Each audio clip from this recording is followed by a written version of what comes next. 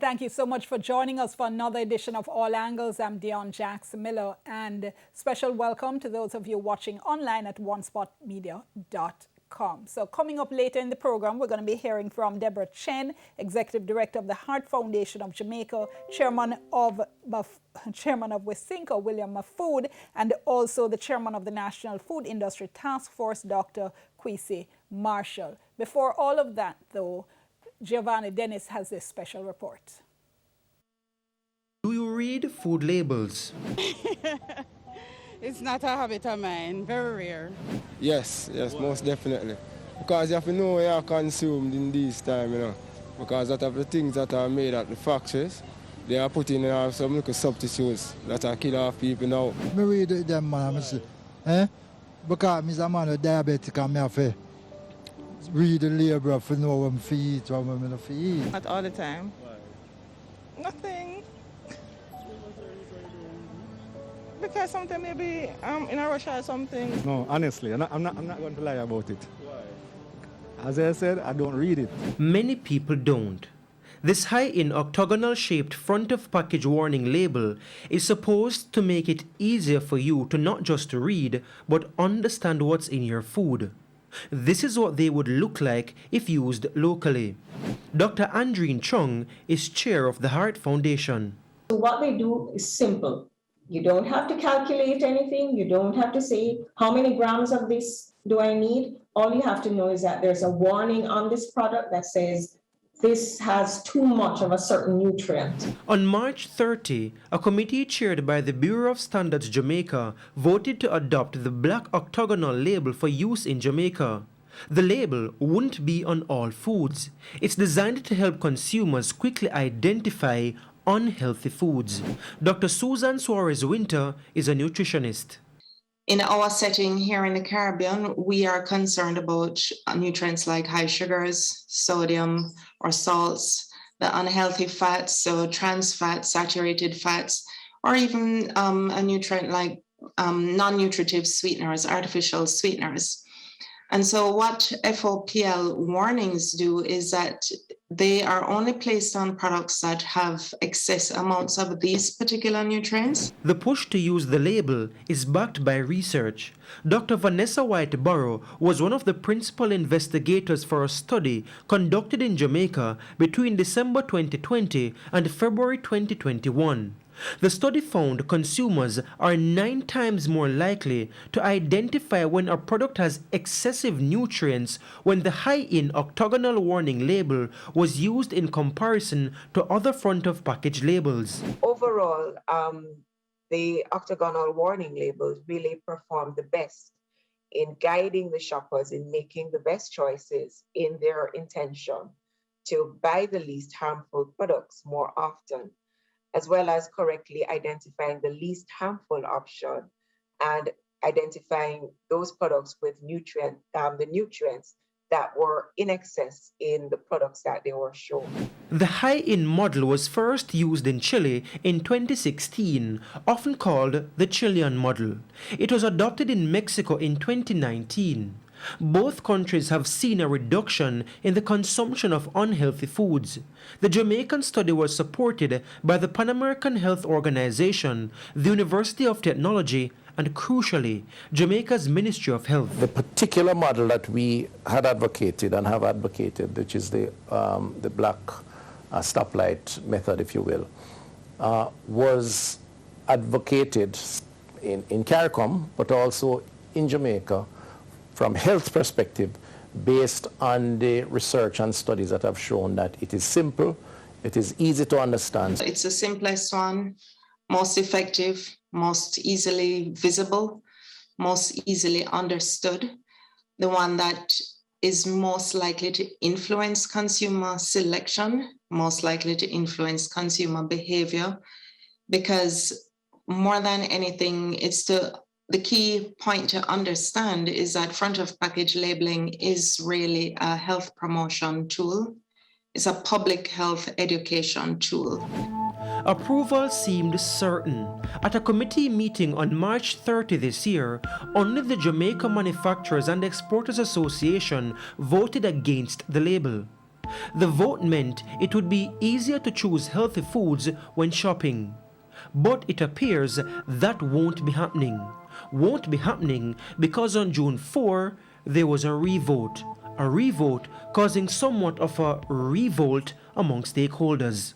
The Heart Foundation of Jamaica has been speaking out against that second meeting in June that reversed Jamaica's support for the HighEnd Model.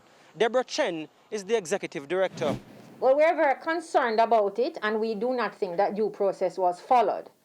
There was a meeting in March, as you said, and the vote 4-1 was in favor of the Black Octagon label. On June the 3rd at about 9:30 in the morning, we got an email that said there would be a meeting. The Bureau of Standards were facilitating a meeting of the National Mirror Committee, which included the Heart Foundation, at I believe it was 2 o'clock the following afternoon. There was no agenda. When representatives from the various organizations turned up at the meeting, it transpired that there was a revote. So we were taken completely by surprise. There's no explanation for why this happened. There's no reason for it. It's highly irregular. There was a vote, and that vote and the results of that vote should have been sent off to prosecute in order for it to be recorded as Jamaica's vote. We have no explanation as to why this revote took place. We protested. We wrote letters to the Minister of Health. We copied the Ministry of Industry and various officials. We got an email from the Bureau of Standards saying that it was referred to the government of Jamaica and the cabinet, and that it was being considered at that level. Ultimately, we were told that Jamaica will be voting against the standard. It would almost appear that we are putting consumers' health, at the back burner in order for us to continue to satisfy a small number of individuals who seem to would have been inflicted or basically affected by us being able to implement proper labeling for our consumers. So what happened in the 66 days from March 30 to June 4 that triggered the revote? And why a revote when the committee had already voted? The Bureau of Standards facilitated the committee meetings, Julia Duhay and Philippa O'Connor. So that March 30th vote also was a preliminary vote because we were at the time also awaiting a response from the government. So given the nature of this particular issue, we thought it important that the government would have a combined response or coordinated response, because this is people's health and nutrition. And we knew that at the level where discussions were at in terms of the impact on the society, we had engaged the three ministries, Ministry of Health and Wellness, Ministry of Foreign Affairs and Ministry of Industry.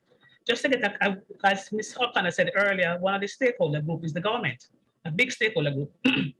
So wouldn't the final vote, Ms. Dewey, be going to the final decision be going to cabinet to make a decision on in any event?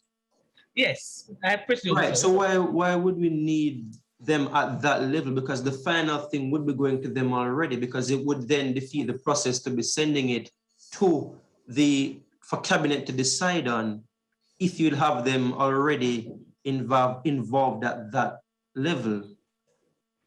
There was a split government there was a split vote, sorry. The vote from the government was not. We didn't have a unified vote from the government. And therefore we wanted to ensure that we had that unified decision. The intention of that meeting was not to facilitate a revote. I want to backtrack a bit that the front of package labeling, Mr. Dennis, we have been discussing this standard from 2018 and we're still not finished. So you can realize that it has been highly contentious. And so what we have done, or what we did at that June 4th meeting, is that we said to the stakeholders, hey, you cast a vote on March 30. We are now finalizing the draft and we are now finalizing our position to relate to CARICOM. We want you to tell us the position that you had on March 30. Has it changed or is it the same? So that was the intention of the June 4th meeting. Unfortunately, when we met and we regrouped on June 4, some stakeholders, they changed their vote. And the outcome differed from the meeting that we had on March 30.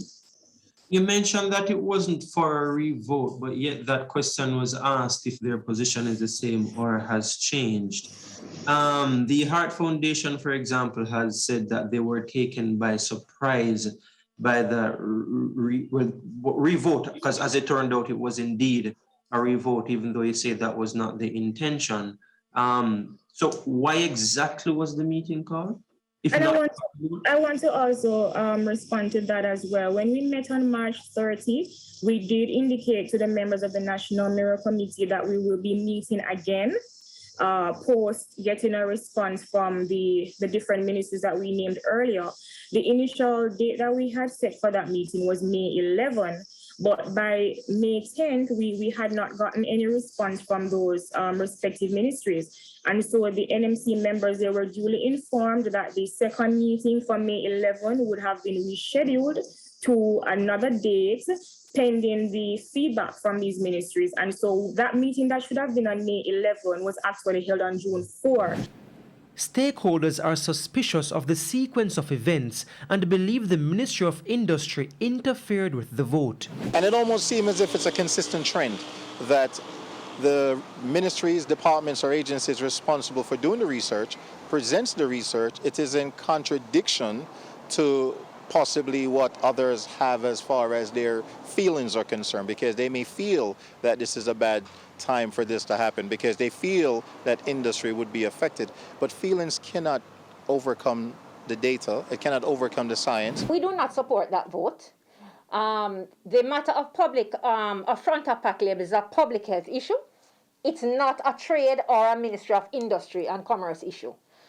It would appear to us that the Ministry of Industry and Commerce are overstepping, and that somehow the Ministry of Health have been put into a back seat. And why are they heading this initiative?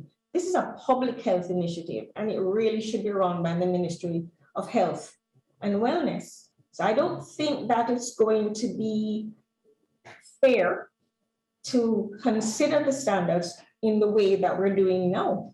After the March 30 vote, the Jamaica Manufacturers and Exporters Association began a lobby. Jerome Miles is the deputy president. What the JMA did was to make our position clear to everyone. I wouldn't call it lobbying. I don't know if we have any power over the Bureau of Standards or any of the other bodies. We did meet and write to the minister, which is standard when we have a position. Sorry, which minister is this? Minister of Industry. Right to say what, sorry? To put our position, the position that I'm putting forward here. The reversal of the vote of the National Consumers League and the Consumer Affairs Commission CAC is noteworthy. Both are listed as consumer representatives on the committee. Michael Diamond was president of the league and supported the model in the March vote. The information that we had at that time supported front of package warning labels, and I would say that our partners, PAHO, Heart Foundation of Jamaica, Healthy Caribbean Coalition, the advocacy of the region, all is in favor of front of package warning labels. So what transpired from then until the June vote is not, I'm unaware of that. So what changed? Mr. Diamond stepped down as president before June's revote. The person who voted for the Consumers League was Trevor Samuels, the current PRO and the former president. We voted against, no, not voted against. We didn't vote against anything. We wanted some more varieties. That's what it. I think the vote was more neutral than anything else. We wanted a better variety in terms of what else is there, what other colors are there. In terms of what the research was showing, then I don't think enough information was disseminated to the league and other people of what exactly the preference was the scientific research was showing. Mr. Samuel's vote has not gone down well with members of the league. Joyce Campbell is the current administrator and a 5-time former president. That vote should not have been. We should have voted along with the Heart Foundation and the NGOs, right? Mr. Samuels voted along with the governmental people. Mr. Samuels conceded that he actually supports the Chilean model but didn't fully understand the issues at the time he voted. He also appeared unaware that Jamaica's vote had already been submitted to CROSQ, the CARICOM regional organization for standards and quality. The findings by UTEC and some other people were that the Octagon was the most effective of the other ones that we're thinking about. that were on the table. And I think that was what was, was not conveyed to us at the time. But it does seem as if since that time, the consensus and the leaning was towards the black octagon, whatever it is, showing the high-end contents of each food, and therefore we didn't have any objections in the long run. Except the vote by the Consumers League was already submitted against implementing the model.